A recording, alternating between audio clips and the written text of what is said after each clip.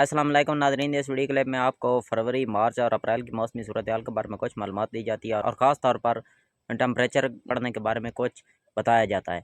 अगरचे अगले 1 हफ़्ते के लिए तो टेम्परेचर 25 से लेकर 30 सेंटीग्रेड तक रहेगा, लेकिन 20 और 21 फरवरी को टेम्परेचर बढ़ेगा तकरीबन जनूबी पंजाब में तो 34 सेंटीग्रेड तक और बाकी दीगर इलाकों में तकरीबन 32-33 सेंटीग्रेड तक जाने के इम्कानात हैं।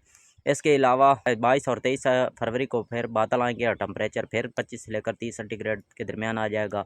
इसके बाद 1 मार्च से लेकर तकरीबन 20 मार्च तक मौसम ठंडा रहेगा और टेम्परेचर तकरीबन 25 से लेकर 30 सेंटीग्रेड के दरमियान रहेगा। इसके बाद 21 मार्च से लेकर तकरीबन मार्च के बाकी जो दिन बचेंगे वहाँ पर टेम्परेचर 30 सेंटीग्रेड से ऊपर ऊपर रहने के इम्कान आते हैं। अप्रैल की बात करें तो अप्रैल के पहले हफ्ते में टेम्परेचर तकरीबन 35-36 सेंटीग्रेड तक रहने के इम्कान आते हैं और बाकी अप्रैल के दूसरे और तीसरे हफ्ते में टेम्परेचर 40 सेंटीग्रेड तक जाने के इम्कान हैं।